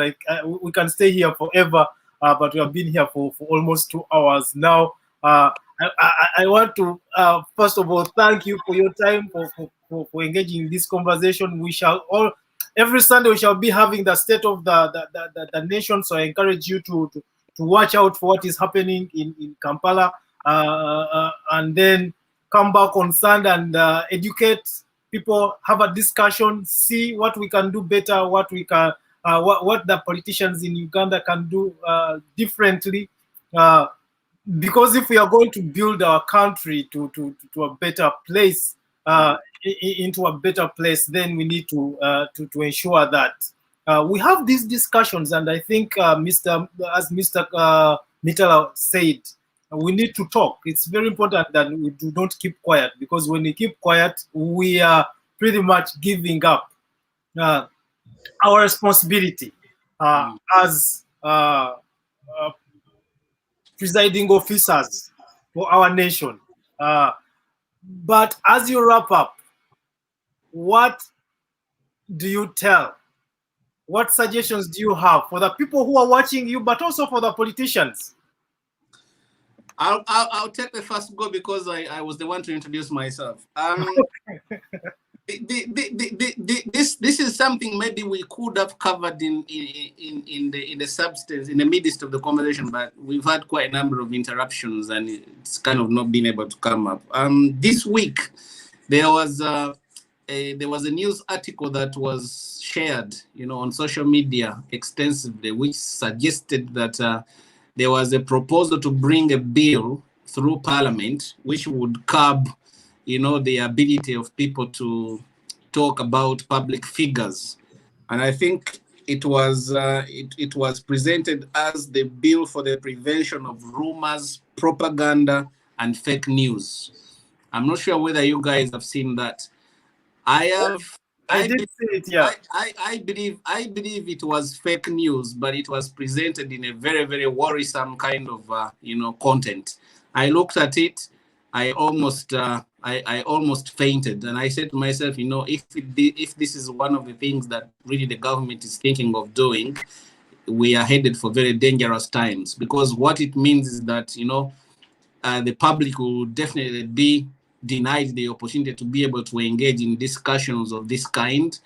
And on that note, I think my wrap-up point would be to request, you know, the people who are in charge of the country, you know, in whatever aspect, to stop looking at people who have got different voices and different, you know, different views about how things are done, to stop looking at them as enemies. Those people are not enemies. We are not enemies. You know, if I disagree with you on a subject, it doesn't necessarily mean that I am your enemy. You know, I just happen to have a different way of looking at things. And I think the more views, the more wider ideas that we have, the better we can construct, you know, a better kind of argument that can be of benefit to everybody. So it is worrisome that you know, the government is taking that approach, which is trying to ensure that there is less and less, you know, voices expressing any sort of alternative, you know, views from what is happening. I think it's undesirable. It's unhealthy. It doesn't produce any good results at all. So I think that's what I would say on that. And rightly so. So I think that also speaks to the the government's decision to shut down internet. I think that was counterproductive. The notion that people shouldn't engage on social media, and if you use VPN, you are likely going to be incriminated or arrested. I think it also depicts some kind of laziness, because there is enough laws, you know, really to deal with people who are, you know, offensive on the media. There's enough laws embedded in defamation laws. If you are exactly, yeah, libel and things like that, those laws are there. They are also the so-called cyber crimes. You know, they are those laws. They exist on our law books. I think really, other than taking those very drastic measures, you know, the culprits, if somebody feels that, you know, somebody has done something that is very, very offensive on the internet, you know, they should be taken up in the manner in which they should be normally be taken up. But I think to have a blanket kind of closure that shuts out the whole country, you know, it's really a sad day for the nation, and I really feel very saddened that we should even be going in such. Mr. Kagumire, we are not going to finish. We have a lot of stuff to talk about. Mr. Kagumire, what are your thoughts? How do you wrap up this conversation? You know, in the great story about the forest, they forgot to tell us what happened to the trees. And history did not record the tragic fact that once upon a time men went to war and cut off each other's throats because they failed to agree on what would become of them after their throats were cut. The president, for example, those that are in power today are in power because they actually want to preside over a nation. And so for you to be in power, there has to be a nation for you to preside over. That is the bare minimum. And so what I take away from all of this, and when our leaders need to look back and ask themselves a question: how did we get here? That a man, for example, like Muyingo, like you have articulated, Mr. Sali, who has apparently done a lot for his people, people can decide to vote him out for someone who has done nothing for them, apparently. How did we get here? Whereby people no longer look at substance, but look at who has received more strokes on the back as their measure for who should be the leader. The question is, how did we get here? And how far are we willing to go? And I think for me, the message I have for both sides of the spectrum, really, because these elements appear for both the opposition and the incumbents. The bare minimum that the people require is service delivery. Let people have alternative for health. Let people have let there be medicine in the hospital. Let us have a bit of functional systems. Let teachers be paid well. Let teachers be paid well. Let people be rewarded for hard work, for skills, for their knowledge and intellect. These are the bare minimums. And then we can have a conversation about whether we want to have a monarch system. In fact, that way we'll have a very good discussion for that. Because for example, if we had good service delivery in our country, I would welcome a conversation about monarchism in Uganda, where a president rules for life. I'm not sure on the side I would support it, but at least it would be a worthy conversation. Right. But when you see a child picking up a broom to beat his father, who is descending down on its mother, the question is, how can this stupid child think that a broom can hurt the father? No, that's the wrong question to ask. The question we should be asking is, how did we get here? Right. The child would rather turn to a broom as a solution. And so we need to remember why we are here. Mr. Museveni needs to remember why he thought that he needed to oppose the way he opposed. He keeps going back to the rhetoric of Mr. Amini and the Obotes. And I wish as he goes back, he doesn't look for ways to legitimate what he's doing, but for ways to think back and say, I think I crossed the line. Right. Our opposition members of parliament, let it not be about coming back to office next term. Let it be, how best can I propose, laws that can actually help the plight of Ugandans? Because as Ugandans suffer, they are receiving billions of money for cars. Yeah. As Ugandans suffer, they are tabling proposals to increase the term limit to 7 years. As Ugandans suffer, it is the parliamentarians, opposition inclusive, that are increasing the number of government expenditure by adding on to ministerial constituencies. Let us for a moment stop thinking about me and what I'm going to be tomorrow. And for the moment, for once, think about the father who is looking at the ceiling, the mother who is looking at the grass-thatched house, resigning to bury their child because they cannot afford the medical expenses. I think for me, these are the bare minimums. And when we get to that point, then maybe we shall have a conversation. Then maybe we'll understand when the incumbent says that these who are protesting are trying to disorganize the progress of Uganda. Let us see the progress that you're saying we are trying to. That way, maybe I'll join you in articulating a narrative that maybe it is important to work some of these people. But until then, we need to think about the bare minimum, which is the mother down somewhere in the deep village who cannot afford Nakasero Hospital. Right.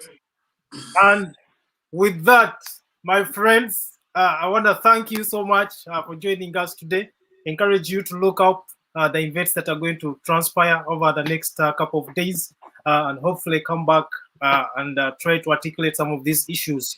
These are conversations that should be happening around the dinner tables. We are offering you the opportunity to have these discussions here when you may not have had the opportunity to have them at or around your dinner tables. I want to say categorically that we denounce the abductions that are happening in Uganda today, being orchestrated by the drones. And as people have already said, the government doesn't know, apparently, according to the Minister of Internal Affairs, the government is not aware of the abductions, which speaks to the security of the country. The people who have been abducted should be brought back to their families. The people who are being arrested under false pretenses should be released immediately. And we hope that the presiding government can have the courage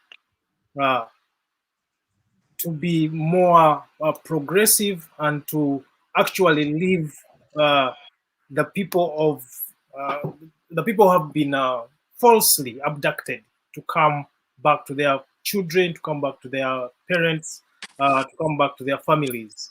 I want to thank each and every one of you who is following us. Thank you so much for following us. Share widely, share widely. Come back next Sunday, have engage in the discussion about the State of the Union. And I want to thank you for joining us and wish you a very happy Valentine's evening. For those of you who are in Uganda, happy Valentine's Day for people who are in North America and England as well. We love you, and with that, have a great night. Oh, give me more and more. Yeah, follow you, follow you, follow you. I will be your protector. I'll be always by your side. Kufa junko linse, find the roadside till you come. Give me love, give me love. Give me more and more, give me more and more. Nanya dress over love. This is love, love. Feel like I'm losing you. You should know I forever wanna be with you. Oh, yeah, single sticker. Babe, I wanna give you some time. My sweet Timotema, yeah. Baby, come closer, yeah. Oh, yeah, single sticker. Babe, I wanna give you some time. My sweet Timotema, yeah. Baby, come closer, yeah. I swear to God, I never found this kind of love. You're my baby, you're my telephone. Nashaka panado, yeah. Kubagu no mukwano munji, baby. Give me love, give me love. Give me more and more, give me more and more. Follow you, follow you. I will be your protector. You can't just use it again. Nimekuchagua wewe. This is love, love, yeah. Feel like I'm losing you. You should know I forever wanna be with you. Oh, yeah, single sticker. Oh no, yeah. Babe, I wanna give you some My sweet Timotema, yeah. Baby, come closer, yeah. Oh, yeah, single sticker. Oh, yeah, yeah. Babe, I wanna give you some time. My sweet Timotema, yeah. Baby, come closer, yeah. Oh, yeah, single sticker. No, no, no. Babe, I wanna give you some time, baby.